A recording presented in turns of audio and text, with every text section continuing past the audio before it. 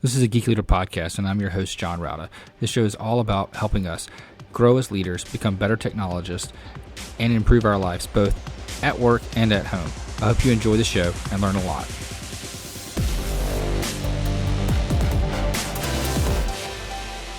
Welcome to a Geek Leader podcast. I'm your host, John Rauda. And if you could, please do me a favor and take a moment and leave a rating and review in whatever podcast player you're listening to this on, whether it's Apple Podcasts, Spotify, iHeartRadio, doesn't matter. I would greatly appreciate it. And that feedback really helps get other listeners to the show. Also, if you're not subscribed, go ahead and subscribe so you don't miss an episode. And if you feel so inclined, you can go to geekleader.com/tip and donate to the show. Thanks so much. All right, Geek Leaders, today I'm honored to have Kevin Surace on the show. He is what's called the father of virtual assistants. He is an AI expert, and we're going to talk a lot about that as well as generative AI and the future of where we see things going. Anyway, with all that being said, Kevin, welcome to the show. Hey, glad to be on. Thanks for having me.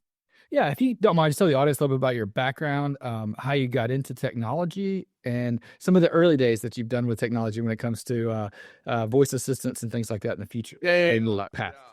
Well, I've been in the tech field since the mid '80s, so that's really dating me. I got to work in everything from semiconductors to systems to some of the very first smartphones. Long before there was an iPhone, there were other things on the market. One of them was called an AirCommunicator.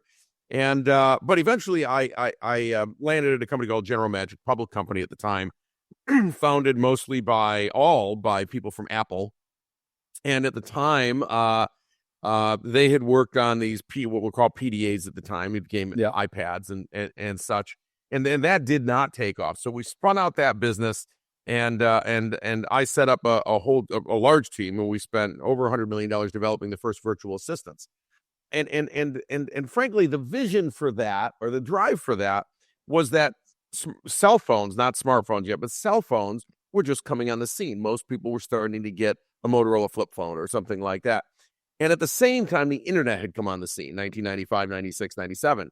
And so we now had email, we had calendars, we had phones, but when we were driving, we had no way to access anything. There was no way to get that information, right? And by the way, at that moment in time, there wasn't even Wi-Fi. So you really couldn't practically do much of anything without plugging in a modem, right? So so the idea was, while you're driving in the car, I'd like access to my email. I need my stock quotes. I want to check my calendar. I want an assistant that will answer my phone and schedule people on my calendar. So that's what we built. And her name was Mary. We had some 3 or 4 million users on the system, and we marketed it for Quest and Excite and all of these different companies. And eventually became the GM OnStar Virtual Advisor. And then all of that technology got licensed to Apple and Amazon for things like Siri and Alexa and all of that. So that was sort of my start in and around the AI space at the time. And she was great. Her name was Mary, and that's what people called her. Yeah, and so how does that compare to what we have today when it comes to like Alexa or Siri or some of the virtual assistants, or even like the things that you can get with like 11 Labs and things, when you get into really more advanced? Well, look, what we didn't have then was large language models or transformers, so we couldn't understand all of the English language. So what we did is we hired team of linguists that looked at the way people would interact with this machine, with her, and we hard coded in those sentences, those phrases, so that we would recognize them. Right now, we're still using vectors. We would take words to vectors the same we do in AI today. But so it was math that we were doing. But and there was no cloud, so we had to build our own service center. Essentially, we built servers and built up. We had thousands of servers in this room in Sunnyvale, California, and all these fiber lines going in and out. But in some ways, she did more than you could do today, because we saw her as an agent also. And we, in General Magic, even before I got there, invented the concept of agents and software agents that would do your bidding on your behalf. And so we wanted her to do more. So again, she would answer the phone for you, say, "Hi, I'm Kevin Surace's assistant. My name is Mary. I recognize your phone number. Hi, John. How can I help you today? I want to get on his calendar. Well, since I recognize you, I'll put you on his calendar. Here are some openings," right? That's a great feature. I wish I had it today. I need that back. So there was a lot that she could do that you can't do today. And part of the reason for that is Apple had a different reason for Siri, which is really cell phones and control the phone, not necessarily give you all your information while you're driving. We would even read websites to you while you were driving. You could say, go to this website and read it to me. Okay. And she would. And that's 1998, right? It's 26 years ago that came out. So to some extent, what we're seeing now with LLMs backing virtual assistants is exactly where we had envisioned the virtual assistant would go, to the point where you almost cannot tell that it's not a human. It would pass the Turing test, basically, right? Yeah. But we thought we'd get there sooner.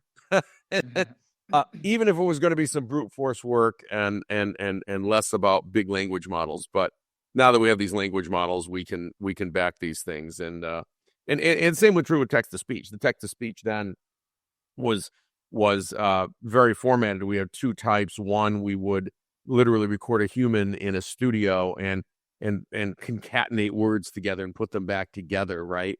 And it sounded very natural, but you had to do a lot of recording. And then there were just other things that they're too large of a language model. So we would generate it, but we would generate it based on phonetics, and it would sound goofy. Hi, this is Kevin. I am now reading your email, right? So when Mary spoke, she was wonderful because she was a recorded set of words, and they were like 20 million words and phrases were recorded. But for reading your email, it would go to this other voice, and it was kind of robotic. That was a downside. But look, that was the beginning of where we would go with this. It was the beginning of human-computer interaction, where you could speak to your computer in English, it understood you, or your computer was through a phone, and she would talk back. And today, of course, we have that with ChatGPT and many other things. But it was the beginning of that kind of interface, and that was very important. Instead of C or Pascal or Rust or whatever languages you want to pick on, Python, whatever. Yeah, and it's interesting because you look at the human interface with technology and how that's changed over the years. And I'll never forget, I just finished my master's degree, and I was thinking about going to get my PhD, and I was touring a couple of universities, and I went to Charlotte University, and which is at the time was called UNCC. They had a whole lab of human interface, things where you could it would detect different movements or audio, and this is 20 years ago, and right. And how that's advanced today is just incredible. Where is it going? Where's it going? Look, the good news about human-computer interface that's totally in your own language is everyone's a programmer. Mm-hmm. Everyone can create agents. Everyone can make those agents do what they want. And so what do people ultimately want? They want two things. They want a non-physical human that will do their bidding. And I don't mean that in a bad way, right? I really don't mean it in a bad way, but that's what we want. We want 100 times my brain power, 100 of me to go out and do what I want, and smarter than me, right? And better than me at many tasks. And we want them to go and interface with the back office or go and make a reservation for us. Right? I don't want to, the future isn't going to the website of a restaurant and seeing if they have a reservation. The future, or going to Open Table, the future is my agent, called Kevin's agent. So I just say, hey, Betty, I'd like a restaurant reservation tonight. You know what I like and dislike. We need two people, find a table, blah, blah, blah. It comes back and says, here's what I found, and I booked this one for you, but it's cancelable, and I can change it. And you go, okay, that saved me 10 minutes, 20 minutes. Mm-hmm. Same with airlines, right? Here are my preferences. Just go make the reservation. Just go do this. Because I can spend, as you can, an hour. What's the best flight? I wonder if I can get a lower cost first class. I wonder does it have lie flat, right? You're making all these trade-offs. An agent can do this for me, right? I don't need to do that. So I think you've got the software agents that we will see really come into play in 2025 and 26. And we already have all the major foundational model players, Google, OpenAI, working on agents that will be able to work with them that way. And they will learn from you. The second is, we want to interact with the physical world. And software agents don't interact with the physical world, but humanoid robots do. And until just 2024, we were building robots and coding rules for them. So if I wanted to teach a robot how to make coffee, I would create a set of rules programming rules, right, in Python to teach it, not to teach it, to just make it make coffee and correct for all the idiosyncrasies and the mistakes it might make. Only in the last year, people said, now, hang on. What happens if I build a reinforcement model into the darn thing and let it learn by itself and say, here's what it looks like to make correct coffee. Here's the coffee maker, go figure it out. Sits there for 3 days, but at the end of 3 days, it built its own neural net on how to make coffee. And so if this was 2 years ago, I'd say the chance of having a humanoid robot cooking for us and cleaning in our kitchen I don't know if it's 50 years away. Now I can say it's this decade. No question. Yeah. Yes. So I'm just thinking in my mind as you're talking, I remember watching those Boston Dynamic videos of the robot, backflips and all that stuff. Yes. So all that's, hard coded in. But what you're saying is taking generative AI and language models that are out there, they can have those robots actually come up with their own stunts and their own. It's not using generative AI. It's actually traditional AI. It's still neural net. Machine learning. I mean, deep learning works. And as Sam recently said, Sam Altman, he says, deep learning works. And that's actually true. And so you're going to build a neural net, a deep learning model for each of the tasks that a robot wants to do. And you just have to show it once how it's properly done and then point it to it. And it's humanoid. It can control its own arms and legs and just let it learn for itself the way a baby would learn, right? So let it fail a few times and figure out it's days worth of failing, thousands of times of failure, coffee all over the place, or doesn't get it, right? But eventually figures out the alignment and how to align for itself. So in programming a robot, we would say, look for these marks on the coffee maker, let's say. Align your hand to the center of those marks. Get the grounds, pour the grounds into that. You get the point, right? Yeah. Now I don't do that. It watched me do it, make coffee. And after 3 days, the robot does learn how to make coffee and it builds its own entire programming set, basically, right? A neural net on how to make coffee and how to correct for its mistakes. This is fascinating because now I can have 100 robots learning 100 different things all in parallel and then combine those so that a single robot has all those 100 things in it, right? This is a fascinating time when robots can learn on their own. Someone listening to this is going to be scared of that, but it's actually good because it's how humans learn, right? We learn on our own. Not everybody doesn't, people can teach you to, pick up something and put it over here as a baby, but actually you eventually have to get it, put it in your hand. How much do you squeeze it? Depends. I've got this can of something. We know that if I squeeze that can, I'm going to crush it. Robot doesn't know that. It's never done that before. So it could squeeze it too hard or too lightly and it falls out. All that has to be learned.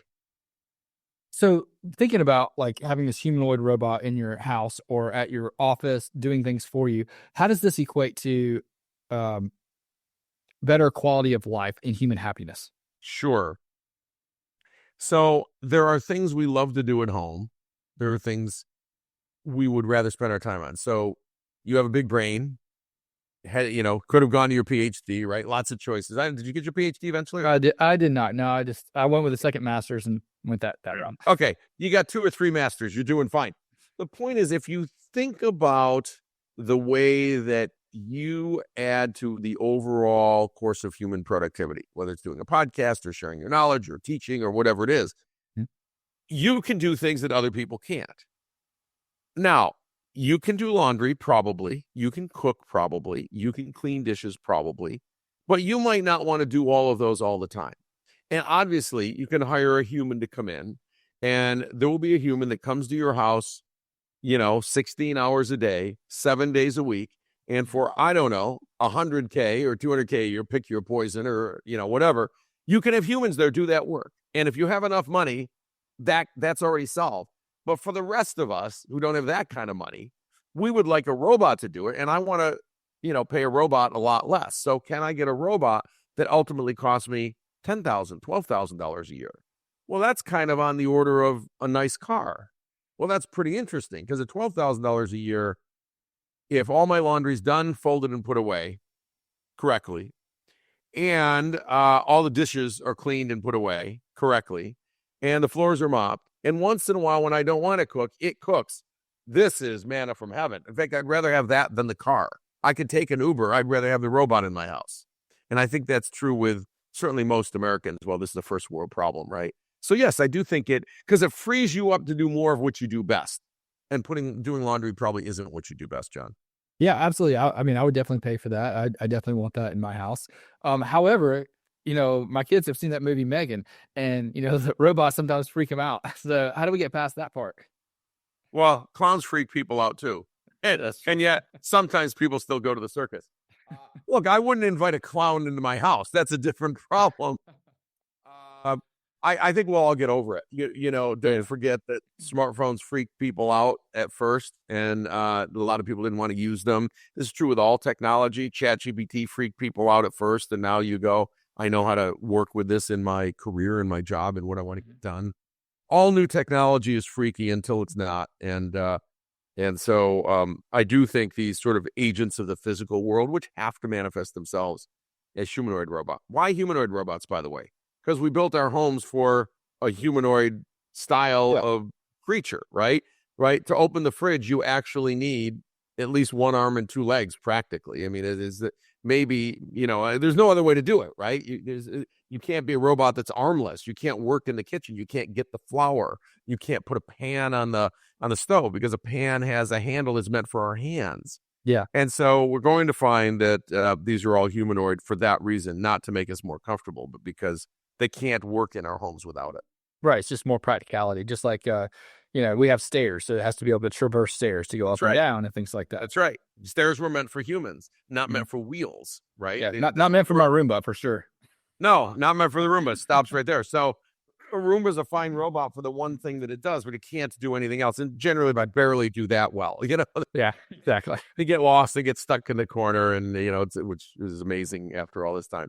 So look, I think it's best time to be alive in technology because we can actually see what we've done with large language models, how they're going to become agents, and how all of this becomes physical agents, robots as well. I do not think that we're going to see dramatic improvements in LLMs, transformers going forward. I think, once you got to call it 1 trillion tokens of training, they know the English language pretty well. They give you most of the time pretty salient answers if you ask correctly. We might find better ease of use around prompting and things, but it's not like going from 1 trillion to 10 trillion somehow makes it even smarter. If you really step back, the darn things are brilliant. Now, they're not really brilliant. They're just putting one word after another and forming sentences that align with your question. But they're very, very, very good at it. And I don't think we're going to get too many more varies after that. So I wouldn't be sitting here betting on that. Oh, they're going to get so much better. No, but we can make them do more for us. We can make these, and we can remember, this is AI that arguably someone who was a programmer could have done lots of similar things 10 years ago or 5 years ago. But now we can interface in English, our language. You don't have to be a programmer to have some gratification out of this technology. Yeah, absolutely. So you're working on a new book, Joy Equals Success. Can you tell me a little about that and what the why behind that book is? Yeah, I can. So you see some patents on my wall back here. 94 patents worldwide, and people kept asking me, why do you keep solving these different problems in these different industries? And separately, others would say, are you just always a high dopamine individual? You have all this energy and joy, and I really started thinking about it, and I actually realized that joy and success are absolutely tied together. They're not separate things. You will not be successful if you are not finding joy in all the tasks throughout your day. You just won't. You're going to be a curmudgeon. You're going to be unhappy. You're going to dig this grave all the way down to, Negativeville, and then you can't dig yourself out. And you're spending all your energy getting back out. So I have these ideas, those concepts in the book about, that isn't out yet, by the way, but will be, positive quotient. So you want to be at a 10 all the time. But if you get up in the morning, the first thing you do is say, oh, I have this terrible day ahead. You're already subtracting from your positive quotients. And now you got to dig yourself out. So if you woke up and started at a 5, you can quickly get yourself to 0 with 5 complaints, internal or external, right? Mm-hmm. Internal or external, negative thoughts. And so these negatives literally subtract from your positive quotient. And humans spend most of their time subtracting from their positive quotient. We're naturally negative. And so that isn't a way to, whatever success is, success with your family, financial success, success at a job, success podcasting, you're just not going to get there if you look at everything as a negative. Oh, it's raining. Oh, I've got this terrible task. Oh, I've got too many bills.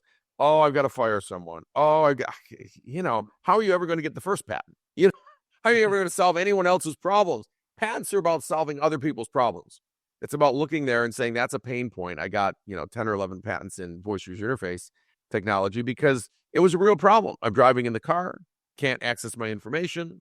So that's the first thing. The second thing is we start to measure the number of negatives or complaints you have during a day. And if your listeners tomorrow get up and count every single complaint they have, internal or external, most Americans will get to over 100 a day by the end of the day. 100. Wow. It's unbelievable.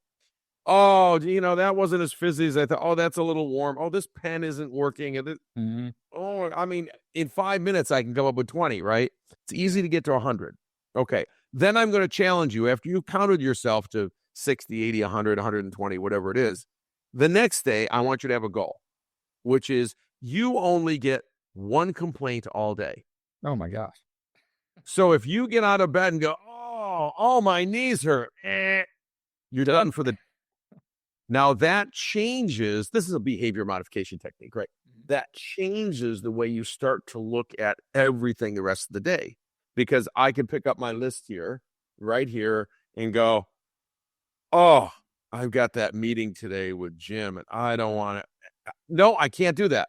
I got to go. I've got this meeting with Jim, and I'm going to make the best of it because I'm going to learn something about his concerns, and we're going to talk through them. And you know what? We're both going to come out better people on the other end. That's a different way to look at that task. And you start forcing yourself to do that because you're already out of complaints for the day because you only get one.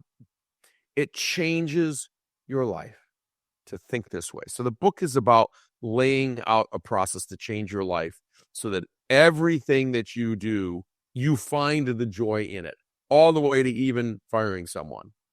All the way to that, you say there is joy in this for them. I'm going to put them in a better place. Joy in it for me. We're going to be in a better place. And I've checked something off my list, which is the most joyful thing in the world. Yeah. And I'm with you on that. Like I will write stuff on the to-do list just to check them off to get that little, hit of dopamine or whatever it is. That rush. That's right. That's what it is. That's what it is. So you just talked about some ways that you can kind of change your mindset into thinking about joy. What are some things that kill your joy that we need to try to stay away from? The joy killers. Well, so there's joy killers all around you, right? First of all, you can bring them into your life, which is people that should be in your life or that you've brought into your life that probably shouldn't be in your life.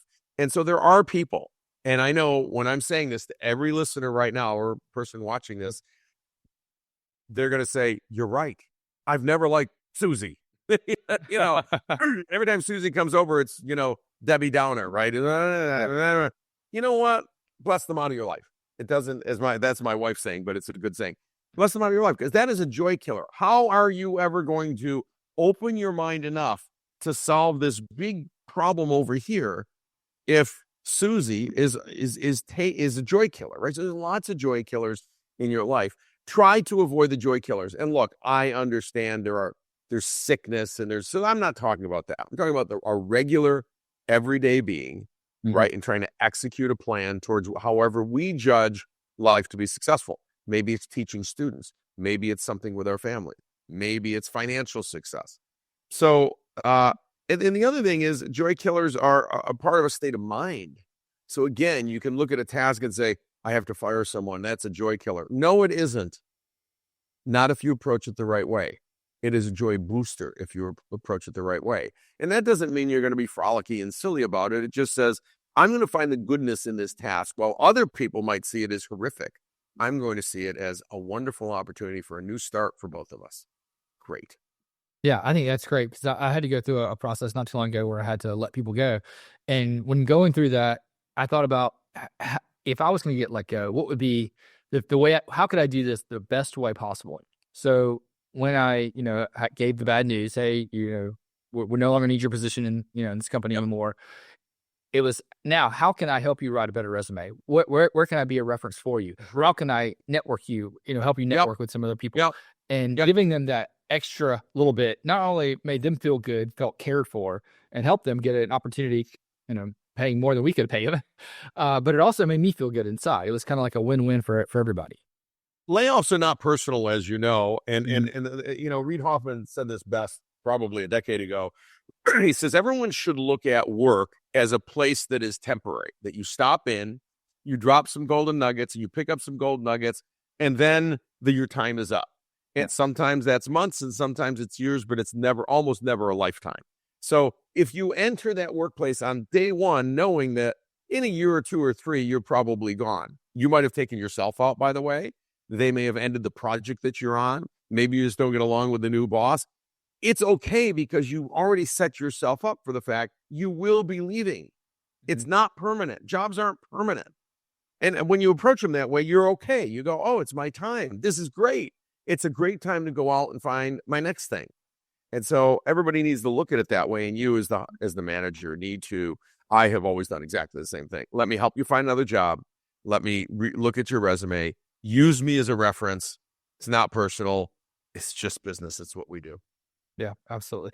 Kevin, any last tips for anybody that wants to be more joyful in their job and their life? Well, look, you can go to my website, kevinsurace.com. Mostly talks about my keynote speeches, which I do about 40 or 50 a year, both on AI and the Joy Success Cycle and Joy Equals Success.